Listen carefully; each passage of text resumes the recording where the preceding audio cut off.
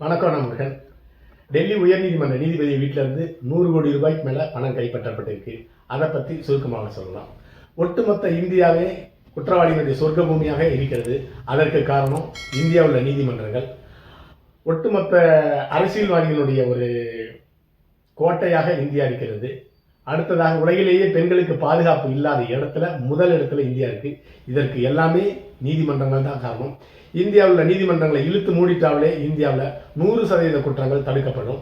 அப்படி மோசமான நிலையில தான் குற்றவாளிகளுக்கும் ஊழல் அரசியல்வாதிகளுக்கும் பெண்களுக்கு எதிரான குற்றங்கள் செய்வர்களுக்கும் ஆதரவாக தான் நீதிமன்றங்கள் இயங்கிக்கிட்டு இருக்குது. அதற்கு ஒரு உதாரணம் தான் டெல்லி உயர்நீதிமன்ற நீதிபதியின் வீட்டிலிருந்து 100 கோடி ரூபாய் பணம் கைப்பற்றப்பட்டிருக்கிறது. ஒரு பானை சோற்றுக்கு ஒரு சோறு பதம் அப்படின்னு சொல்லுவாங்க. அதே போல இந்தியாவில் நீதிமன்றங்களுடைய நீதிபதியினுடைய நிலை எப்படி இருக்கு அப்படிங்கிறதுக்கு உதாரணம் தான் இந்த நீதிபதியினுடைய வீட்டிலிருந்து 100 கோடி ரூபாய் பணம் கைப்பற்றப்பட்டிருக்கிறது.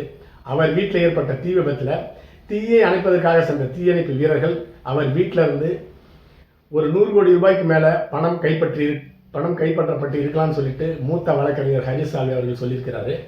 இந்த நீதிபதி உண்மையிலே ஒரு நேர்மையான நீதிபதியாக இருக்கிறார் அப்படின்னு சொல்றாங்க. ஒரு நேர்மையான நீதிபதி வீட்டில இருந்தே 100 கோடி ரூபாய் அசையும் சொத்து கைப்பற்றப்பட்டிருக்கிறது. அப்படின்னா இன்னும் அசையா சொத்து எவ்வளவு இருக்குன்னு நீங்களே கணக்கு போட்டுக்கலாம். நேர்மையான நீதிபதி வீட்டில இருந்தே 100 கோடினா ஊழல் பண்ற நீதிபதிகள் வீட்டிலிருந்து எவ்வளவு பணம் இருக்கும் அப்படிங்கிறது, அவருடைய சொத்து இருக்கு அப்படிங்கிறது நீங்களே எண்ணி பார்த்துக் கொள்ளலாம். அதே போல முன்னாள் உச்சநீதிமன்ற தலைமை நீதிபதி KS கோபாலகிருஷ்ணன் அவர்கள் தன்னுடைய சொத்து கணக்கை தாக்கல் செய்யணும்னு சொல்லிட்டு அப்போதைய டெல்லி உயர்நீதிமன்றம் அவருக்கு நோட்டீஸ் கொடுத்திருந்தது. அந்த நோட்டீஸுக்கு விளக்கமளிக்க அதற்கு ஒப்புக்கொள்ள உச்சநீதிமன்ற தலைமை நீதி KS கோபாலகிருஷ்ணன் அவர்கள் மறுத்துவிட்டார். அவர் மீதான ஊழல் வழக்கு 100 கோடி ரூபாய் ஊழல் வழக்குன்ட்டு டெல்லி உயர்நீதிமன்றத்தில் 15 வருஷமா நடந்துட்டு இருக்கு. இன்னும் அதற்கு விடை காணப்படவில்லை. அடுத்ததாக பொன்முனுடைய ஊழல் வழக்க வேலூர் நீதிமன்ற நீதிபதி பெண் நீதிபதி 48 மணி நேரத்தில் விசாரிச்சு அந்த வழக்கில் இருந்து அவருக்கு விடுதலை கொடுத்திருக்கிறாரு. அப்படி என்றால் அந்த நீதிபதிக்கு எவ்வளவு லஞ்சம் பேசப்பட்டிருக்கும் அப்படிங்கிறத நீங்க முடிவு பண்ணிக்கலாம். அடுத்ததாக திராவிட முன்னேற்ற கழகத்தினுடைய ஆட்சியில அப்பாவி மக்களுடைய சொத்துக்கள் பறிமுதல் செய்யப்பட்டது. அந்த வழக்கு அண்ணா திராவிட முன்னேற்ற ஆட்சிக்கு வந்த உடனே ஒரு 9500 வழக்குகள் நில அபகரிப்பு வழக்கு பதிவு செய்யப்பட்டது.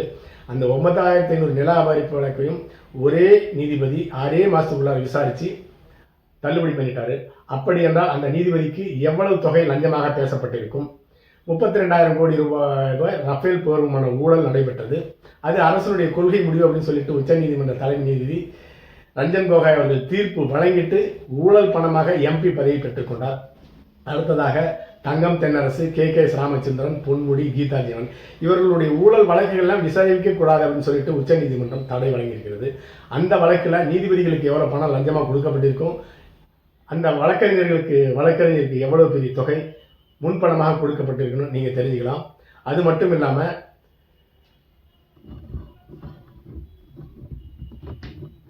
செந்தில் பாலாஜி ஒரு 500 பேருக்கு போக்குவரத்து துறையில வேலை வாங்கி தரேன்னு சொல்லிட்டு அப்பாவி மக்களை ஏமாற்றிருக்கிறாரு. அந்த வழக்கு ஒரு 15 வருஷமா நடந்துட்டு இருக்கு.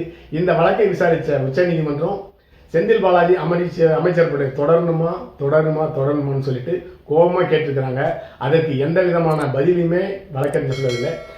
அந்த நீதிபதிகள் இப்படி கேள்வி கேட்கறதுக்கு பதிலா செந்தில் பாலாஜிக்கு இறுதி தீர்ப்பு கொடுத்து ஜெயிலில் போட்டா அடுத்த ஊழல்வாதி பயப்படுவான். ஆனா குற்றவாளிகள் ஊழல் அரசியல்வாதிகளுக்கு தண்டனை வழங்கவே நீதிபதிகள் பயப்படுறாங்க அப்படிங்கிறது தான் அந்த உதாரணம். அதே போல மகாராஷ்டிராவில் 19,000 கோடி ரூபாய் நிலக்கரி ஊழல் நடைபெற்றது. அந்த ஊழலை செய்தவர் அஜித் பவார். அந்த ஊழல் வழக்கை 24 மணி நேரத்தில் மகாராஷ்டிரா உயர்நீதிமன்றம் CBI கேட்டுக்கொண்டதுக்கு இணங்க வாபஸ் பெற்றுக்கொண்டது.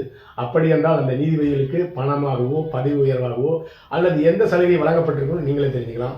துரைமுருகன் மேல 6,000 கோடி ரூபாய் மணல் கொள்ளை வழக்கு இருக்கு. அதை நீங்க புரிஞ்சுக்கலாம். அடுத்ததாக இந்த ஊழலுக்கு ஆளான யஸ்வந்த் வர்மா என்ற நீதிபதி அலகாபாத் உயர்நீதிமன்றத்திற்கு உச்சநீதிமன்றத்தால் மாற்றப்பட்டிருக்கிறார். அங்க இருக்கிற வழக்கறிஞர்கள் எல்லாமே அலகாபாத் நீதிமன்றம் என்ற குப்பை தொட்டியா இங்க மாற்றுறதுக்கு, அதனால உடனடியாக அவரை டிஸ்மிஸ் செய்ய வேண்டும் அப்படின்னு சொல்லி கேட்டிருக்கிறாங்க. அதற்கு நீதிபதிகள் கொலிஜியம் இந்த வழக்கை விசாரிச்சு தீர்ப்பு வழங்கும் சொல்லியிருக்கிறாங்க. கொலிஜியம்னா என்ன? ஒன்னா சேர்ந்து கொள்ளையடிக்கிறது. வழக்கறிஞர்களுடைய ஊழலை நீதிபதிகளே விசாரிச்சு நீதிபதிகளே தீர்ப்பு சொல்லிக்கணும். உள்ளார யாரும் இன்டர்ஃபியர் பண்ணக்கூடாது. ஏன்னா வெளியாளு உள்ளார வந்தா இந்த நியாயம் அவர்களுக்கு கிடைக்காம போயிடும் அப்படிங்கிறது தான் கொலிஜியனுடைய நடைமுறையாக இந்தியாவில் இருந்துகிட்டு இருக்கிறது. அடுத்ததாக உதயகீதம் படத்தில் ஒரு வசனம் வரும். தப்பு செஞ்சதுக்காக கவுண்டமணி அரெஸ்ட் பண்ணி காவல்துறை கூட்டிகிட்டு போவாங்க. அப்போ கவுண்டமணி சொல்லுவார், நான் மாட்டிக்கிட்டேன், இப்போ ஜெயிலுக்கு போகிறேன், மாட்டாத நிறைய பேர் வெளியே சுற்றிட்டு இருக்காங்கன்னு சொல்லுவார். அதை போல தான் இந்த நீதிபதி வசமாக மாட்டிக்கிட்டார பணத்தோட இவர் இப்போ குற்றவாளியாக பார்க்கப்பட்டிருக்கிறார். இன்னும் இதை போல ஏராளமான நீதிபதிகள் ஊழல் வழக்கில் மாட்டாமல் இருக்கிறாங்க. அதற்கு காரணம் இந்திய அரசியலமைப்பு சட்டம். அவர்களை உடனடியாக விசாரித்து அவர்கள் மீது நடவடிக்கை எடுக்க நீதிபதிகளுக்கோ அரசியல்வாதிகளுக்கோ அதிகாரம் இல்லை. மந்திரி சபையை கூட்டி மத்திய அமைச்சரவை கூட்டி தான் அவர்கள் மீது நடவடிக்கை எடுக்க முடியும். அதே போல் ஒரு மாதத்துக்கு முன்னால் லோக் ஆயுக்தாவில் ஊழல் புகார் கொடுக்கப்பட்ட உயர்நீதிமன்ற நீதிபதியினுடைய வழக்கு விசாரணைக்கு வந்தபோது, உச்ச நீதிமன்றத்திற்கு விசாரணைக்கு வந்தபோது மத்திய உள்துறை அமைச்சகம் மீது உச்ச நீதிமன்ற நீதிபதி என்ன சொன்னாங்கன்னு கேட்டிங்கன்னா, மத்திய அரசுக்கு புரியும் மொழியில் நாங்கள் புரிய வைக்கட்டுமான்னு கேட்டிருந்தாங்க. அது அப்படி என்றால் என்ன பொருள் என்று கேட்டால், மத்திய அரசை எச்சரிக்கை முறையில் சொல்லியிருந்தாங்க, உங்களுடைய ஊழலை நாங்கள் கண்டுக்க மாட்டோம், எங்களுடைய ஊழலை நீங்கள் கண்டுக்க கூடாது அப்படிங்கிறதுக்கு தான் இந்த பொருள் எடுத்துக்கொள்ள வேண்டும். இப்போ ஒரு மாதம் கழித்து இந்த நீதிபதியினுடைய வீட்டிலேருந்து 100 கோடி ரூபாய் பணம் கைப்பற்றப்பட்டிருக்கிறது. இப்போ மத்திய அரசுக்கு புரியும் முறையில் சொல்ல போகிறாங்களோ இல்லை மக்களுக்கு புரியும் முறையில் சொல்ல போகிறதோ உச்சநீதிமன்றம் தெரியலன்னு எடுத்துக்கொள்ளலாம். அடுத்ததாக முன்னாள் உச்சநீதிமன்ற தலைமை நீதி சந்திரசூட் அவர்கள் வீட்டுக்கு பிரதமர் மோடி சென்று மணி அடித்து விநாயகர் சதுர்த்தி விழாவை தொடங்கி வச்சிருப்பாரு. அதற்கு என்ன பொருள்னு கேட்டிங்கன்னா, ஊழல்வாதிகளுடைய ஊழலை நீதிமன்றம் கண்டுக்காது, நீதிபதிகளுடைய ஊழல் லஞ்சத்தை அரசியல்வாதிகள் கண்டுக்கூடாது அப்படிங்கிற ஒரு எழுதப்படாத ஒப்பந்தம் தான் அந்த விழாவுக்கு அச்சாரமாக எடுத்துக்கொள்ள வேண்டும். அடுத்ததாக இந்தியாவில் உள்ள நீதிமன்றங்கள் குற்றவாளிகளுக்கு தண்டனை வழங்கக்கூடிய தகுதி இழந்து விட்டது எடுத்துக்கொள்ள வேண்டும். லஞ்சம் அப்படிங்கிறது, ஊழல் அப்படிங்கிறது நீதிபதிகள் ஊழல், பணமாக இருந்தாலும் ஊழல் தான், பதவி உயர்வாக இருந்தாலும் ஊழல் தான். அது அடுத்ததாக அதிகார வர்க்கத்துக்கு கட்டுப்பட்டு குற்றவாளிகளுக்கு தண்டனை வழங்காமல் தண்டனை மாற்றி எழுதுறதும் ஊழல் தான்.